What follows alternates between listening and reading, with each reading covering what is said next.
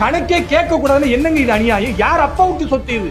இஸ்லாமியர்கள் ஏழை மக்களுக்காக கொடுத்துட்டு போன சொத்தை நீ திமுக அறிவாலயம் சொல்லி திருச்சியில் அறிவாலயம் கட்டி வச்சிருக்க யார் அப்பா விட்டு சொத்து நான் கேட்கிறேன்.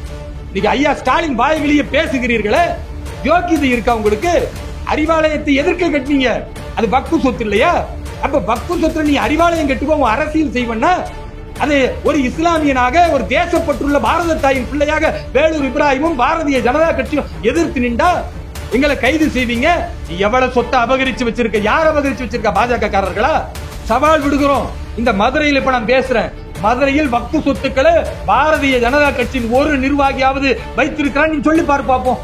இந்த மதுரை மாவட்டத்தில் கருணாநிதியினுடைய கைக்கூலிகளும் ஸ்டாலினுடைய கைக்கூலிகளும் அன்றைய காலத்திலிருந்து இன்றைக்கு வரைக்கும் வக்ஃபு சொத்துக்களை கொள்ளையடிச்சு வச்சிருக்கிறீங்க. நீ யோக்கியம் தானே? நீ இஸ்லாமியர்களுக்கான குரல் கொடுக்கிற இல்ல? இஸ்லாமிய தலைவர் எவ்வளவு இருக்கப்பா பேசுவோம். ஜனநாயகத்தின் மீது நம்பிக்கை இருக்கிறது. நாங்கள் கருத்தியல பேசுறோம்னு சொன்னா நீ கத்தி எடுத்துக்கிட்டு வந்து எங்களுக்கு குத்துவ கொலை செய்வனா உயிரை பத்தி கவலைப்படுறதுக்காக நாங்க இங்க இல்ல. அந்த இடத்தை இந்துக்கள் அபகரித்து அங்கு கோவில் கட்டி விடுவார்கள். இதை இஸ்லாமியர்களை நீங்க பார்த்துக்கிட்டு சும்மா இருக்க போறீங்களான்னு கேட்கிறார். நல்லிணக்கத்தை கெடுக்கக்கூடிய இந்த விஷயத்தை காவல்துறை கைகட்டி வேடிக்கை பார்க்கறது வெக்கமா இல்லையா? இங்க இருக்கிற கமிஷனர் இருந்து தமிழகத்தின் டிஜிபிக்கு எல்லாரையும் பார்த்து கேட்கிற, என்னதான் திமுக சொன்னாலும் ஒரு நியாய உணர்வு இல்லையா திமுகவுக்கு, ஒரு காவல்துறைக்கு? இன்றைக்கு திண்டுக்கல் மாவட்டத்தில் வக்ஃபு திருத்த சட்டத்தை மக்களுக்கு விளக்கி அதன் மூலம் விழிப்புணர்வை ஏற்படுத்த வேண்டும். குறிப்பாக இஸ்லாமிய மக்களிடத்தில் இருக்கிற அச்சங்களை போக்கி அவர்களுக்கு ஒரு பாதுகாப்பு உணர்வை ஏற்படுத்த வேண்டும் என்று பாரதிய ஜனதா கட்சி திண்டுக்கல் மாவட்டத்தின் சார்பாக நத்தம் பகுதியிலே ஒரு மாபெரும் பொதுக்கூட்டத்தை ஏற்பாடு செய்து அதற்கு முறையாக காவல்துறையினுடைய அனுமதி பெற்று அந்த கூட்டத்தில் பேசுவதற்காக சென்னையிலிருந்து நான் இன்றைக்கு வந்து மதுரையில அருமை சகோதரர் மாவட்ட தலைவர் மாரி சக்கரவர்த்தி அவர்களோடு உரையாடிவிட்டு கிளம்பக்கூடிய சூழலில் இங்க இருக்கக்கூடிய மதுரை மாநகருடைய கமிஷனர் என்னை அந்த மாநாட்டிற்கு பேசுவதற்கு அனுப்ப முடியாது, கைது செய்வோம் என்று சொல்லி காவல்துறையினரை குவித்து வைத்திருக்கிறார்கள். காரணம் கேட்ட பொழுது அவருக்கு மேலுள்ள உயரதிகாரிகள் என்னை பேசுவதற்கு, குறிப்பாக இந்த வக்ஃபு திருத்த சட்டத்தை பற்றி இஸ்லாமியரிடத்தில் பேசுவதற்கு அனுமதிக்க கூடாது, அதனால் அவரை கைது செய்யுங்கள் என்று சொன்னதாக எங்களுக்கு தகவல் கிடைத்திருக்கிறது.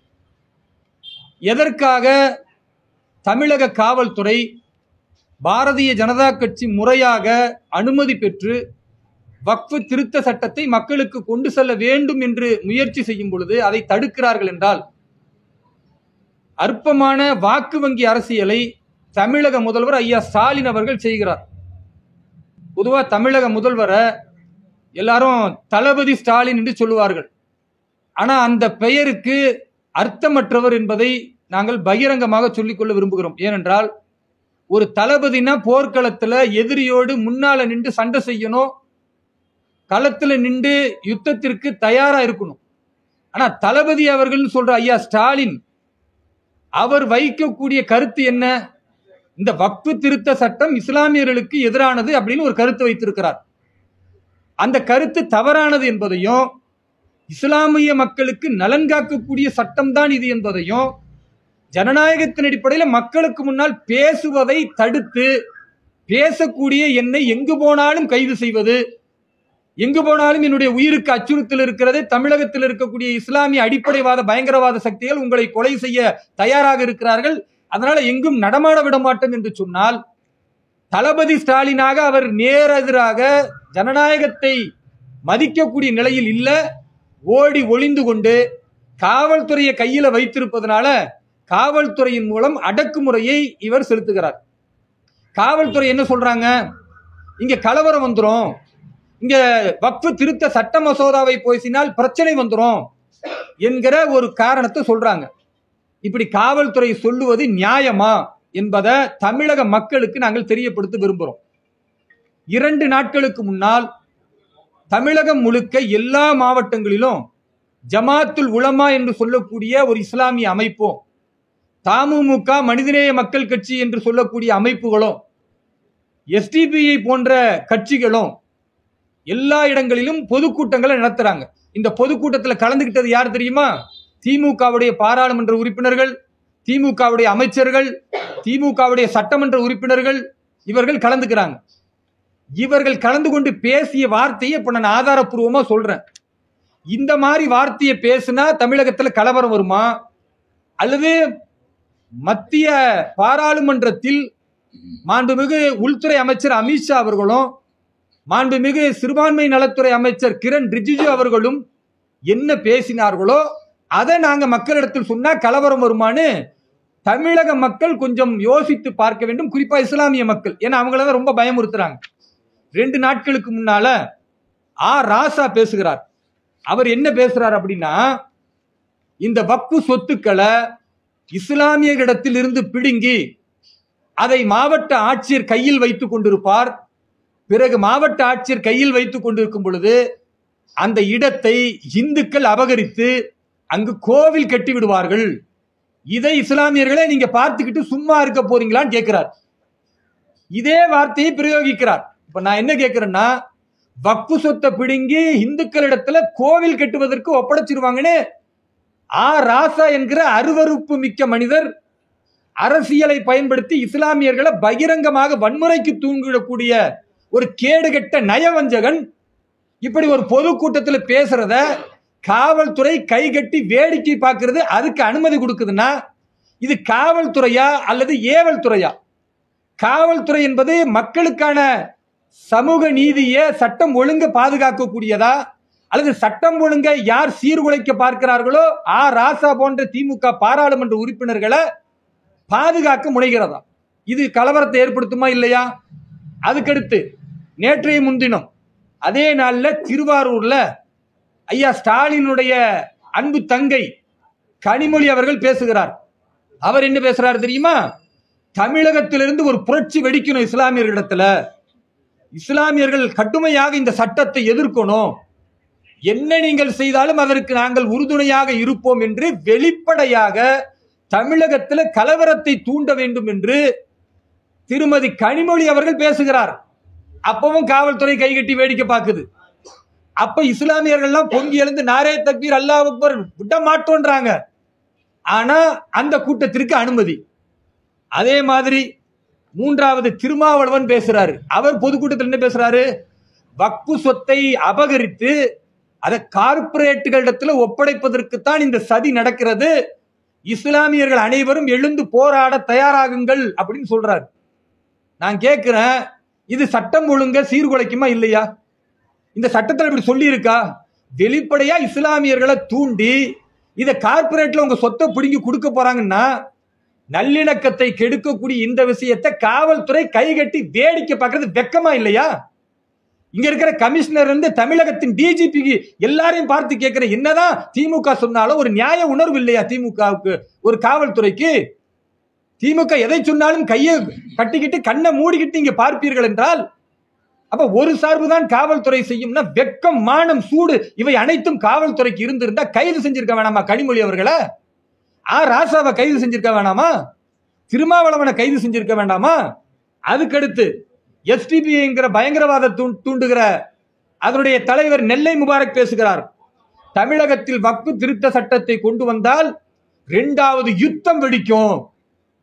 எப்படி சுதந்திர போராட்டத்தில் யுத்தம் வெடித்ததோ, ஆங்கிலேயர்களை எதிர்த்து யுத்தம் வெடித்ததோ, அப்படி யுத்தம் வெடிக்கும், ஜிஹாது செய்ய போறோம்னு சொல்றாங்க பப்ளிக் மேடையில். இந்த மானங்கெட்ட காவல்துறையினுடைய சில அதிகாரிகள், எனக்கு வருத்தமா இருக்கு, காவல்துறையை நாங்கள் விமர்சிக்க கூடாதுன்னு நினைக்கிறோம். ஆனால் திரு ஸ்டாலின் சொல்லுகிறார் என்பதற்காக எதை செய்தாலும் எங்களை கைது செய்வீங்க, பேச்சு சுதந்திரத்திற்கு, தனி மனித உரிமைக்கு, மனித உரிமையை காலில் போட்டு காவல்துறை நசுக்கும் என்றால் அப்ப நாங்கள் மக்கள்கிட்ட கொண்டு போவதை விட எங்களுக்கு வேற என்ன வழி இருக்கு? ராசா தலைமையில கலவரத்தை ஏற்படுத்தி இஸ்லாமியர்களை பலி கொடுக்க, காவு கொடுக்க, அவர்களை உயிர் பலி வாங்க இந்த திமுக அரசு தயாராக இருக்கிறது. அதற்காகத்தான் இவர்கள் இங்க வக்ஃபு திருத்த சட்டத்தை எதிர்த்து நாங்க தீர்மானம் கொண்டுட்டு வரோம் சொல்றாங்க. தீர்மானம் கொண்டு வர ஐயா ஸ்டாலின் அவர்களை பார்த்து கேட்கிறேன், இந்த தீர்மானம் குப்பைக்கு போகணும் உங்களுக்கு தெரியுமா தெரியாதா? 2 பாராளுமன்ற அவைகளிலுமே சட்டமாக்கப்பட்டு நம்முடைய நாட்டின் குடியரசுத் தலைவர் ஒப்புதல் பெறப்பட்டு இந்த ஏப்ரல் 8ஆம் தேதியிலிருந்து நடைமுறைக்கு வந்த ஒரு சட்டத்தை எதிர்த்து தீர்மானம் போறேன்னா யாரை ஏமாத்த? இஸ்லாமியர்களை தூண்டிவிடும் செயலா இல்லையா? அப்ப இதெல்லாம் தப்பு, இதெல்லாம் பொய். இஸ்லாமியர்களை நீங்க பயப்படாதீங்க, இந்த சட்டம் சொல்ற நல்ல விஷயங்களை நாங்க சொல்றோம், நீங்க புரிஞ்சுக்கங்கன்னு சொன்னா, ஒரு பக்கம் உயிர் பலி கொடுங்கன்ட்டு எஸ்பிபிஐ கலவரத்தை ஏற்படுத்துகிறது, ஒரு பக்கம் இஸ்லாமியர்கள் புரட்சி செய்யுங்கன்னு களிமொழி பேசுறாங்க, ஒரு பக்கம் ராசா உங்களுடைய சொத்துக்களை பிடுங்கி இந்துக்களிடத்திலும் கோவில் கட்டுவதற்கும் விடப்போகிறார்கள் என்று அவர் அச்சுறுத்துகிறார், ஒரு பக்கம் திருமாவளவன் சொத்துக்களை பிடுங்கி கார்பரேட்ல கொடுக்க போறாங்க அபாயகரமானதுன்னு பேசுறாரு, ஒரு பக்கம் ஜவாஹிருல்லா நாங்க கடும் போராட்டங்கள் அறிவிப்போம் என்ன நடந்தாலும் பரவாயில்லை என்று இந்த சமூகத்தை தூண்டுகிறார். அப்ப திரும்ப திரும்ப இஸ்லாமிய மக்களை வாக்கு வங்கிக்காக சாகடிக்க துணிகிறீர்கள். அமைதி பூங்கா தமிழகத்தில் இந்துக்களுக்கும் இஸ்லாமியர்கள் மத்தியில் கலவரத்தை ஏற்படுத்தி 2026 தேர்தலில் இஸ்லாமியர்கள் 10 பேர் 20 பேர் உயிரை பழி வாங்கி இந்துக்களையும் இஸ்லாமியர்களையும் தூண்டிவிட்டு அதன் மூலம் ஒரு ஆட்சியை அமர வேண்டும் என்று ஐயா ஸ்டாலின் செய்தார். அவர் அதற்கு முயற்சி செய்கிறார் என்றால் நீங்கள் தளபதி என்று சொல்லுவதற்கு அருகதையற்றவர், கூனி குறுகி போகக்கூடிய ஒரு கோழை ஐயா ஸ்டாலின் என்று நான் பகிரங்கமாக குற்றச்சாட்டு சொல்றேன். மிக முக்கியமாக நான் 2 விஷயங்களை சொல்ல வேண்டி இருக்கிறது. அது என்ன வந்துட்டா ஆபத்துன்னு என்னென்ன குற்றச்சாட்டு? மிக முக்கியமாக சொல்லுவது, இந்த சொத்துக்களை செக்ஷன் 40 என்பதை அகற்றிவிட்டார்கள், அதனால உங்களுடைய உரிமைகள் எல்லாம் பறிபோகிறது. நான் கேட்கிறேன், தமிழக மக்கள் நியாய உணர்வோடு பேசுங்க. அது இஸ்லாமியர்கள் இந்துக்கள் யாராக இருந்தாலும் செக்ஷன் 40 என்ன சொல்லுது? செக்ஷன் 40 அக்கார்டிங் டு சப்செக்ஷன் 1 சொல்லுகிறது, தி வக்ஃப் board May itself collect information regarding any property which it has reason to believe to a waqf property. It further say it is a question arise whether a particular property is waqf or not. The board may be after making such enquiry as it may deem fit decide the justice. இதுதான் சொல்லுது. இது என்ன சொல்லப்படுதுன்னா, இந்த வக்ஃப் property decide the question என்ன ஆகுமா, ஒரு சொத்தை அது பொது சொத்தா இருக்கலாம், தனியார் சொத்தா இருக்கலாம், வக்ஃப் போர்டு நேரடியாக போய் நாங்க நம்புறோம் இந்த மதுரையில் இருக்கிற சொத்துக்கள் அது இந்து அறநிலையத்துறை சொத்தா இருக்கட்டும் அல்லது இந்துக்கள் சொத்தா இருக்கட்டும் அல்லது இஸ்லாமியர்களோ கிறிஸ்துவர்களோ வாழ்ற சொத்தா இருக்கட்டும், இது எங்க சொத்து நாங்க நம்புறோம்னு சொல்லிட்டு அறிவிச்சுட்டா அந்த சொத்து வக்ஃப் சொத்தா மாறின்னு சொன்னா இது அநியாயமா இல்லையா? இப்படி இஸ்லாமியர்களுடைய சொத்துக்களை அபகரிச்சா இஸ்லாமியர்கள் ஒத்துக்குவாங்களா? அப்ப சட்டத்திற்கு எதிரான ஒரு விஷயத்தை காங்கிரஸ் அரசு அன்றைக்கு இது ஒரு திருத்த சட்டம்னு 95 கொண்டு வந்தா, இதை நீக்கி இது யாருடைய சொத்து என்று முறையாக விசாரிக்கப்படணும்னு சொன்னா இதை எதிர்க்கிறார்கள்னா யார் அயோக்கியர்கள் மக்கள் புரிஞ்சுக்கணும். அதே மாதிரி வக்ஃப் பை யூசர் அப்படின்னு ஒரு சொத்தை, அது இந்துக்களுடைய சொத்தோ இஸ்லாமியருடைய சொத்தையோ எவனோ ஒருத்த அபகரிச்சு அங்க திடீர்னு ஒரு வழிபாட்டு தலத்தை உருவாக்கி ஒரு 5 வருஷம் நடத்துறான், 10 வருஷம் நடத்துறான். இங்க இருக்கிற திமுக இந்த அயோக்கியர்கள் எப்படி கனிமொழி பேசுவதற்கும் ஆராசா பேசுவதற்கும் பாதுகாப்பு கொடுத்து விட்டு வேலூர் இப்ராஹிம் பேசினா எதிர்க்கிறார்களோ, அப்படி காவல்துறை அந்த அடிப்படைவாதிகளுக்கு பாதுகாப்பு கொடுத்தா ஒரு 5 வருஷம் நடத்திட்டான் ஒரு வழிபாட்டு தலம், ஒரு 10 வருஷம் நடத்திட்டா அது வக்ஃப் சொத்தாக மாறிவிடும். அதை உயர் நீதிமன்றத்தில் முறையிட முடியாது, உச்ச நீதிமன்றத்தில் முறையிட முடியாது, அப்பீல் போக முடியாதுன்னு ஒரு சட்டம் இருக்குங்க, வக்ஃப் பை யூசர். அதை இந்த மத்திய திருத்த சட்டம் என்ன சொல்லுதுன்னா, வக்ஃப் திருத்த சட்டம் அப்படி கிடையாது. அது யாருடைய சொத்துன்னு ஆவணத்தை கேட்டு மாவட்ட ஆட்சியர் விசாரித்து சொத்து உரியவரிடத்தில் ஒப்படைக்கப்படும். அது வக்ஃபிட்ட ஆவணம் இருந்தா வக்ஃபிட்ட ஒப்படைக்கப்படும்னா, அடுத்தவன் சொத்தை ஆட்டைய போடுறதுக்கு ஒரு சட்டத்தை காங்கிரஸ் கொண்டு வந்தா இது தப்பு. இஸ்லாமியர்களுடைய நம்பிக்கையின்படி நபிகள் நாயகமே சொல்லி இருக்கிறார்கள், அடுத்தவருடைய சொத்தை நாம் கடுகளவு கூட ஒரு சான் அளவு கூட நாம் எடுக்கக்கூடாது, அப்படி எடுத்தால் நரகத்திற்கு போகும் சொன்னா இஸ்லாமியருடைய நம்பிக்கைக்கு எதிராக இஸ்லாமியருடைய வாக்கு வங்கிக்காக அயோக்கிய காங்கிரசும் திமுக அன்னைக்கு கூட்டணியில் இருக்கும்போது கொண்டு வந்த இந்த செக்ஷன் தப்பா இல்லையா? இதை எடுக்கணுமா இல்லையா? இதை எடுத்த இஸ்லாமியர்களுக்கு என்ன பாதுகாப்பு போயிருது? என்ன அவங்க பாதிக்கப்பட்டாங்க? கலெக்டர் இடத்துல கொண்டுட்டு வரணும், கலெக்டர் விசாரிக்கணும்னா கலெக்டர் விசாரிக்க விட மாட்டோம்னா எங்க ரெவென்யூடைய ஒரு மாவட்டத்தின் ஹை அத்தாரிட்டியே கலெக்டர் தானுங்க, அதை எப்படி நீங்க தடுப்பீங்க? அதே மாதிரி வக்ஃப் வாரியம்னு ஒன்று வச்சுக்கிட்டு ட்ரிபியூனல் தீர்ப்பாயம்னா தீர்ப்பாயம் தான் இறுதியானது அப்படின்னு ஒரு சட்டம் கொண்டு வரீங்க. தீர்ப்பாயத்தில் யார் இருப்பா? நீதிபதி, அவர் இஸ்லாமியர். தீர்ப்பாயத்தினுடைய ஒரு 3 பேர் உறுப்பினர், அவர் இஸ்லாமியர். அந்த வக்ஃப் போர்டுல யார் இருப்பா? அத்தனை பேரும் இஸ்லாமியர்.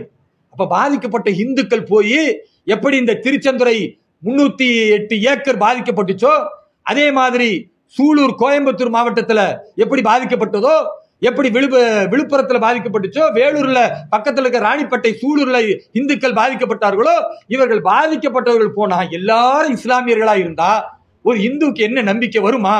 சட்டத்தின் மீது நம்பிக்கை வருமா? தீர்ப்பாயத்தின் மீது நம்பிக்கை வருமா? அதை விட கொடுமை, அந்த தீர்ப்பாயம் உண்மையை சொல்லிட்டா, அந்த தீர்ப்பாயம் தீர்ப்பு சொல்லிட்டா மேல அப்பீலுக்கு போக முடியாதுன்னா இது என்னங்க அநியாயம்? அரசியலமைப்புக்கு எதிரானது இல்லையா? இப்படி ஒரு எத்தேச்ச அதிகாரம் வக்ஃப் வாரியத்துக்கு கொடுத்தா பாதிக்கப்பட்ட இந்துக்கள் ரோட்ல போவானா? இந்துக்கள் மட்டும் இல்ல, இன்னைக்கு உங்களுக்கு தெரியும் முனம்பம் பகுதியில 608 ஏக்கர் பரப்பளவு கிறிஸ்துவர் ரோட்ல வந்து போராடுறான். கடலூர்ல இஸ்லாமியர்கள் பாதிக்கப்பட்டிருக்காங்க. 230 ஏக்கர் நிலப்பரப்பு வக்ஃப்னு அறிவிச்சிட்டாங்க. அவன் காலகாலமா 100 வருஷமா இருக்கிறான். அப்ப இந்த அயோக்கியத்தனத்தை தடுத்து நிறுத்தணும்னு சொன்னா, இந்த விஷயத்திற்கு வக்ஃப் வாரியத்துக்கு அப்பீல் போகலாம் உயர் நீதிமன்றம் சொன்னா, இந்த சட்டத்துல என்னங்க தப்பு இருக்கு? பாதிக்கப்பட்டவனுக்கு நீதி கிடைக்கணும்னு சொல்ற இந்த சட்டத்தை இஸ்லாமியர்களை பயமுறுத்துறத பாக்குறோம். அதே மாதிரி முஸ்லீம் அல்லாத இருவரை இருக்கிறாங்க அப்படின்னு இந்த வக்ஃப் திருத்த சட்டம் கொண்டு வந்தா அதை எப்படி நீங்க விடுவீங்க? இந்து சமய அறநிலைத்துறையில் அப்படி இருக்குதா? அப்ப இஸ்லாமியர்களை நீங்கள் நசுக்க பார்க்கிறீர்களான்னு சொல்றாங்க. தெளிவாக மத்திய உள்துறை அமைச்சர் சொல்றாரு, இஸ்லாமியருடைய மசூதி மதரசா அவருடைய தர்காக்கள்ல எங்களுக்கு வேலை இல்லை, அது அந்தந்த கமிட்டி அந்தந்த முத்தவள்ளி பார்ப்பார். வக்ஃப் போர்டு வந்து சொத்துக்களை நிர்வகிக்கக்கூடியது. அந்த போர்டுல இந்த இஸ்லாமிய அல்லாத இருவர் வரணும்னு நாங்க கொண்டுட்டு வரல. இதே 2006ல காங்கிரஸ் சச்சார் கமிஷனை அறிவித்து 2007ல பாராளுமன்றத்தில் எந்த சச்சார் கமிஷனை காங்கிரஸ் சொன்னதோ அந்த சச்சார் கமிஷன் பரிந்துரைத்தது இந்த வக்ஃப் போர்டுல வக்ஃப் வாரியத்தில் இருக்கக்கூடியவர்கள் எல்லாம் அரசு நிலத்தை கொள்ளையடிக்கிறார்கள், அங்கங்க இருக்கிற அந்த ஆளுங்கட்சிக்கு சொத்தை கொடுக்கிறார்கள். அதனால அதுல 2 இஸ்லாமியர் அல்லாதவர் இருந்தா அவன் தட்டி கேட்பான். முஸ்லீமா சேர்ந்து கொள்ளையடிச்சாலும் எந்த இஸ்லாமியர்கள் முன்னோர்கள் இது அனாதை பிள்ளைகளுக்கும் விதவைகளுக்கும் ஏழை மக்களுக்கும் கல்விக்கும் மசூதி மதரசாவுடைய பணிகளுக்கும் என்று எழுதி வைத்து விட்டு போனார்களோ அந்த சொத்துக்களை ஆளும் கட்சியாக இருக்கிற இந்த காங்கிரஸ் கயவர்கள் கொள்ளையடிக்கிறான்னு காங்கிரஸ் ஆட்சி காலத்திலே இருக்கிற சச்சார் கமிஷன் சொன்னது 2 இஸ்லாம் அல்லாதவர் இருக்கணும். அதனானப்பா கொண்டு வந்தோம். அப்ப நீ அமைத்த கமிஷன் சொன்னதைத்தான் இன்றைக்கு மத்திய அரசு கொண்டு வந்திருக்குன்னா இதை எதிர்க்கிறீர்கள் என்றால் என்ன அயோக்கியத்தனம்? அது மட்டுமல்ல, வக்ஃப் சொத்தை இன்னைக்கு எவ்வளவு இருக்கு அப்படின்னா சும்மா சொல்றோம், 4 லட்சம் சொத்து 100 வருஷமா இருந்துச்சு. இந்த 10 ஆண்டு காலத்துல அடுத்தவன் சொத்தையும் ஆட்டையை போடலான்னு செக்ஷன் 40 மூலமா கொண்டுட்டு வந்ததுனால 10 வருஷத்துல அது அப்படியே இருமடங்காங்கி 8,90,000 சொத்துக்களாக மாறி போயிருக்கிறது. அதை முறையா போர்ட்டல் வச்சு சொத்துக்களை ஆவணப்படுத்தி இஸ்லாமியரிடத்திலிருந்து விசாரிச்சு அதை வாங்கி பாதுகாத்து மாஃபியாக்கிடத்திலிருந்து மீட்டு தரணும்னு ஒரு போர்ட்டல் அனுமதிப்போன்னு சொன்னா இது தப்பா? இது இஸ்லாமியர்களுக்கு எதிரானதா? ஆனா இதை தப்புன்னு சொல்லி உயிரை கொடுக்கறதுக்கு போராடுன்னு சொன்ன என்ன விதத்துல நியாயம்? அதே மாதிரி நீங்க பாத்தீங்கன்னா மாநில அரசு கணக்கு வழக்குகளை தணிக்கை செய்யும். வக்ஃப்ல எவ்வளவு வருமானம் வருது, அந்த சொத்து எவ்வளவு மதிப்புள்ள சொத்து, யார் அபகரிச்சிருக்கிறா அப்படின்னு கணக்கு தணிக்கை செய்வதற்கு சட்டத்தை கொண்டு வந்தா கணக்கே கேட்க கூடாதுன்னு என்னங்க இது அநியாயம்? யார் அப்பா விட்டு சொத்து இது? இஸ்லாமியர்கள் ஏழை மக்களுக்காக கொடுத்துட்டு போன சொத்தை நீ திமுக அறிவாலயம் சொல்லி திருச்சியில அறிவாலயம் கட்டி வச்சிருக்க யார் அப்பா விட்டு சொத்து நான் கேட்கிறேன். இன்னைக்கு ஐயா ஸ்டாலின் வாய்களியே பேசுகிறீர்களே, யோக்கியதை இருக்கா உங்களுக்கு? அறிவாலயத்தை எதிர்க்க கட்டினீங்க, அது வக்ஃப் சொத்து இல்லையா? அப்ப வக்ஃப் சொத்துல நீ அறிவாலயம் கட்டுவோம் அரசியல் செய்வனா அது ஒரு இஸ்லாமியனாக ஒரு தேசப்பற்றுள்ள பாரத தாயின் பிள்ளையாக வேலூர் இப்ராஹிமும் பாரதிய ஜனதா கட்சியும் எதிர்த்து நின்றா எங்களை கைது செய்வீங்க. ஆனா இந்த வக்ஃப் திருத்த சட்டம் இஸ்லாமியர்களுக்கு பலனளிக்க கூடாது என்பதற்காக வன்முறையை தூண்டுவதற்கு கனிமொழி ராசாவும் பேசின அவங்களுக்கு மேடை அமைச்சு தருவீங்களா? வெட்கமாக இல்லையா தமிழக முதல்வரை நான் கேட்கிறேன். அது மட்டும் இல்ல, முத்தவள்ளிகள் வச்சுக்கிட்டு கொள்ளையடிக்கிற வக்ஃப் வாரியத்துல இதுக்கு முன்னால முத்தவள்ளி என்ன செஞ்சாலும் கண்டுக்க மாட்டாங்க. அவர் தான் என்ஓசி கொடுக்கணும், அவர் தான் அமௌண்ட்டை சம்பாதிக்கணும். அப்படிப்பட்ட நிலையை மாத்தி முத்தவள்ளி காசை திருடுனான்னு தெரிஞ்சா அவனை நீக்குவதோடு அந்த முத்தவள்ளிக்கு 6 மாசம் தண்டனை, 1 லட்சம் ரூபாய் வரைக்கும் அபராதம் முதலே கொண்டு வந்திருக்குங்க. எங்க சட்டம் நம்மளை தண்டிக்கும் நினைச்சாதானங்க ஒருத்தன் நியாயமா இருப்பான். அப்ப யாரோ ஒப்படைச்சிட்டு போன சொத்தை நீ அறிவாலயம் கட்டுறதுக்கும் காங்கிரஸ் மைதானத்திற்கும் கொடுக்கறிய, அப்படி கொடுக்க கூடாதுப்பா. இது இஸ்லாமியருடைய சொத்துன்னு பாரத பிரதமர் திரு நரேந்திர மோடி அவர்கள் 20 கோடி மக்களின் சகோதரனாக அவர் குரல் கொடுத்து இந்த சட்டத்தை கொண்டு வந்தா இதை எதிர்த்து வெட்கம் கெட்டத்தனமாக ஸ்டாலின் அவர்கள் இங்க சட்டமன்றத்தில் தீர்மானம் போட்டு முஸ்லிம்களை தூண்டுறீங்கன்னா இதை பாஜக வேடிக்கை பார்க்க நினைக்கிறீங்களா? அதுக்கடுத்து முத்தவள்ளிகள் மீது மட்டுமல்ல, பாதிக்கப்பட்டவர்கள் யாராக இருந்தாலும் அவங்க சொத்தை மீட்டு தருவோன்னு நம்முடைய உள்துறை அமைச்சர் உறுதியளித்திருக்கிறார். நீ எவ்வளவு சொத்தை அபகரிச்சு வச்சிருக்க, யார் அபகரிச்சு வச்சிருக்க? பாஜக காரர்களா? சவால் விடுகிறோம். இந்த மதுரையில் இப்ப நான் பேசுறேன், மதுரையில் வக்ஃப் சொத்துக்களை பாரதிய ஜனதா கட்சியின் ஒரு நிர்வாகியாவது வைத்திருக்கிறான், நீ சொல்லி பார்ப்போம். நான் ஐயா ஸ்டாலினுக்கு சவால் விடுறேன். இதை ஆதரிச்சு பேசுற இஸ்லாமிய அமைப்புகளாக இருக்கட்டும் அல்லது இதை ஆதரிக்கிற எந்த கட்சியாவது சவால் விடுகிறேன். பாரதிய ஜனதா கட்சி வக்ஃப் திருத்த சட்டத்தை கொண்டு வந்ததை எதிர்க்கிறீர்களே, ஒரு நிர்வாகியாவது வக்ஃப் சொத்தை அபகரிச்சு வச்சிருக்கேன்னு சொல்ல முடியுமா? நான் சவால் விடுகிறேன். இந்த மதுரை மாவட்டத்தில் கருணாநிதியினுடைய கைக்கூலிகளும் ஸ்டாலினுடைய கைக்கூலிகளும் அன்றைய காலத்திலிருந்து இன்றைக்கு வரைக்கும் வக்ஃப் சொத்துக்களை கொள்ளையடிச்சு வச்சிருக்கிறீங்க. காங்கிரஸ்காரன் கொள்ளையடிச்சு வச்சிருக்கிறான். நீ முடிஞ்சா வழக்கு போடு, நான் நிரூபிக்கிறேன். தமிழகம் முழுக்க வக்ஃப் சொத்துக்கள் இன்றைக்கு ஆளுங்கட்சியின் இடத்தில் இருக்கிறது. இந்த அநியாயத்தை தட்டி கேட்க வேணாமா?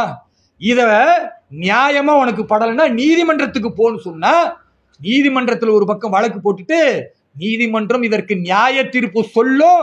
இது இஸ்லாமியர்களுக்கு உரித்தானது, இது இஸ்லாமியர்களுக்கு பாதுகாக்கத்தான் நரேந்திர மோடி ஐயா அவர்கள் கொண்டு வந்திருக்கிறான்னு நீதிமன்றம் சொல்லிருன்ற பயத்துல கலவரத்தை உருவாக்கணும்னு எப்படி மதுரை திருப்பரங்குன்ற அமைதியா இருந்துச்சோ, அங்க மாட்டுக்கறி திங்கிறதுக்கு இதே முஸ்லீம் லீக் நவாஸ்கனி கொண்டு வந்து மாட்டுக்கறி பிரியாணியை கொடுத்து கலவரத்தை உருவாக்க முயற்சித்து, ஏண்டா ஒரு கோவில்ல பிரியாணி சாப்பிடுறது எப்படி நியாயம், அது மாட்டுக்கறி நீ கொண்டுட்டு வருவான்னு தடுத்து கேட்ட இந்து சகோதரர்களை ஏதோ இஸ்லாமியர்களுக்கு எதிராக இவர்கள் திரள்கிறார்கள் ஒரு மாயையை உருவாக்கியது எப்படி பயமுறுத்தினார்களோ அப்படி தமிழகம் முழுக்க கலவரத்தை ஏற்படுத்தி இஸ்லாமியர்களுக்கு எதிராக பாஜகவை நிற்க வைத்து இந்த ஓட்டு அரசியலை செய்ய வேண்டும் என்ற கேவல அரசியலை ஐயா ஸ்டாலின் செய்கிறார். அவருடைய அடிவரடிகளாக இருக்கிற திருமாவளவனும் காங்கிரஸ் கம்யூனிஸ்ட் கயவர்களும் செய்கிறார்கள்.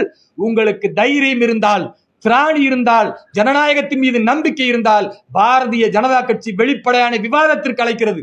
உனக்கு தைரியம் தான் திருமாவளவனோ ஆலூர் ஷானவாசோ நவாஸ்கனியோ ஜவாஹிருல்லாவோ அல்லது ராசாவோ கனிமொழியோ ஒண்ணுக்கு ஒன்னா நேருக்கு நேராக விவாதத்துக்கு வந்தால் மதுரையில் எங்களுடைய மாவட்ட தலைவர் மாரி சக்கரவர்த்தி மேடை போட்டு கொடுப்பார், வா பேசலாம். நீ யோக்கியம் தானே, நீ இஸ்லாமியர்களுக்கு தானே குரல் கொடுக்கிற, இல்ல இஸ்லாமிய தலைவர் எவ்வளவு இருக்க, வா பேசுவோம். ஜனநாயகத்தின் மீது நம்பிக்கை இருக்கிறது. நாங்கள் கருத்தியல பேசுறோம்னு சொன்னா நீ கத்தி எடுத்துட்டு வந்து எங்களுக்கு குத்துவேன் கொலை செய்வேன்னா, உயிரை பத்தி கவலைப்படுறதுக்காக நாங்க இங்க இல்ல. பலிதானங்களை கொடுத்துத்தான் பாரதிய ஜனதா கட்சி தமிழகத்தில் வேரூண்டி இருக்கிறது. இன்னும் பல பலிதானங்களை கொடுத்தாலும் பரவாயில்லை, ஜனநாயகத்தை நிலைநாட்டுவோமே தவிர பயங்கரவாதத்தை தீவிரவாதத்தை ஊக்குவிக்கிற இந்த திமுக அராஜக அயோக்கிய ஆட்சிக்கு முடிவுக்கு கொண்டு வருவதுதான் எங்களுடைய வேலை. இன்னைக்கு நீ வீட்டு காவல் கைது செய்கிறீர்கள் என்றால் எத்தனை நாள் நீங்கள் கைது செய்வீர்கள்? எத்தனை நாள் மனித உரிமை மீறல வேலூர் இப்ராஹிம் மீது நிகழ்த்துவீர்கள்? இவர்களுக்கு என்ன பயம்னா, வேலூர் இப்ராஹிம் பேசுனா அந்த கருத்து இஸ்லாமிய மக்கள்கிட்ட போகுது. அவன் சிந்திச்சு பாக்குறான், அடடா மோடி ஐயா இவ்வளவு நல்ல சட்டத்தை கொண்டு வந்திருக்கிறாரா, என் பிள்ளை விதவ பிள்ளைக்கு நாளைக்கு நல்ல வாழ்க்கை கிடைக்குமா, என் ஏழை பிள்ளை ஒரு காலேஜ் கட்டி கொடுப்பாங்களா வக்ஃப் சொத்துல, அதுல என் பிள்ளை படிப்பானா, என்னுடைய பிள்ளைக்கு ஒரு நல்ல தொழில் கல்வி கிடைக்குமா, எங்களுடைய மசூதி பாலடைஞ்ச மசூதி இந்த வருமானத்திலிருந்து நல்லபடியா கட்டிடலாமா, எங்கள் தர்காக்கள் சந்தனக்கூடு உருசு நல்லா சிறப்பா நடத்துறதுக்கு தான் மோடி ஐயா கொடுத்திருக்கிறாரா அப்படின்றது வேலூர் இப்ராஹிம் பேசினா தெரிஞ்சிரும் என்ற பயத்துல கோழைகள் என்ன செய்யறாங்கன்னா, என் குரல் வலையை நெரிப்பதற்காக ஒவ்வொரு முறை காவல்துறை கைது செய்யும் பொழுதும் சொல்கிறார்கள், உங்கள் உயிருக்கு அச்சுறுத்தல் இருக்கிறது, உயிருக்கு அச்சுறுத்தல் இருக்குன்னு. பாதுகாப்பு கொடுக்க வக்கில்லை என்றால் காவல்துறை நீங்கள் விலகிக் கொள்ளுங்கள். என்னுடைய தொப்புள் குடிவர்கள் இந்து சொந்தங்கள் இருக்கிறார்கள், அவர்கள் உயிரை தானம் செய்தாவது என்னை பாதுகாத்து இஸ்லாமிய மக்களிடத்தில் இந்த உண்மையான சட்டத்தை கொண்டு போய் சேர்ப்பதற்கு பாடுபடுவார்கள் என்பதை சொல்லி காவல்துறை திரும்ப திரும்ப தடுப்பது ஜனநாயக விரோதம். காவல்துறை ஏவல் துறையாக மாறக்கூடாது, நீதியின் பக்கம் நடுநிலையாக செயல்பட வேண்டும் என்று நான் தமிழகத்தினுடைய காவல்துறை தலைவருக்கும் இங்க இருக்கக்கூடிய கமிஷனருக்கும் கேட்டுக்கொள்கிறேன். ஜனநாயகத்தின் மீது நம்பிக்கை இருந்தால் விவாத களத்தை சந்திப்போம், அல்லது மக்களுக்கு சொல்லுவதன் மூலமாக உண்மை புரியும் என்பதை நான் சொல்லி, தமிழக மக்களே, என் இந்து சொந்தங்களே, இஸ்லாமிய சொந்தங்களே, கிறிஸ்துவ சொந்தங்களே, மீண்டும் மீண்டும் இந்த அச்சுறுத்தும் அரசியலிலிருந்து விடுபட்டு உண்மையான நேர்மையான வக்ஃப் திருத்த சட்டத்தை ஆதரிப்போம். சிறுபான்மை மக்கள் தன் சொந்த காலில் நிற்க வேண்டும் என்று ஐயா நரேந்திர மோடி அவர்கள் சொன்னதை நிலைநாட்டுவோம் என்பதுதான் இந்த ஊடகவியலாளர்கள் முன்னால் நாங்கள் சொல்லக்கூடிய செய்தி. இந்த ஊடகம் நிச்சயமாக மக்களுக்கு கொண்டு செல்லும், இது விழிப்புணர்வை ஏற்படுத்தும். உயிர் பலி கொடுப்பதற்கு இஸ்லாமியர்களுக்கு தேவையில்லை. உண்மையான உங்களுடைய உற்ற தோழனாக இங்கே தமிழகத்தில் எங்களுடைய மாநில தலைவர் திரு நயினார் நாகேந்திரன் அவர்கள் இருக்கிறார். இஸ்லாமியர்கள் அவரை பார்க்கும் போதெல்லாம் என்ன சொல்லுவாரு? மாமா வாங்கன்னுவார், மாமான்னு கூப்பிடுவார். அவ்வளவு மரியாதை. இவருடைய மாநில தலைவர் திரு நயினார் நாகேந்திரன் இஸ்லாமியர் மீது அவ்வளவு பற்று வச்சிருக்கிறார். இஸ்லாமியர்களும் அவர் மீது பற்று வைத்திருக்கிறார். அதே மாதிரி திரு நரேந்திர மோடி அவர்களை 20 கோடி இஸ்லாமிய மக்கள் தூக்கி கொண்டாடி கொண்டிருக்கும் பொழுது ஒரு சில கயவர்கள் தூண்டி விடுகிறார்கள், இஸ்லாமியர்கள் பலியாகிவிடக் கூடாது, நல்லிணக்கத்தையும் அமைதியும் தமிழகத்தில் நிலைநாட்ட இந்த சட்டம் நடைமுறைப்படுத்தும் பொழுது பொறுத்திருந்து பாருங்கள், அது நலனாக இருக்கும் என்று சொல்லி இந்த அற்புதமான ஊடகவியலாளர்கள் எங்களை பேட்டி கண்டதற்கு நாங்கள் நன்றி தெரிவிக்கிறோம்.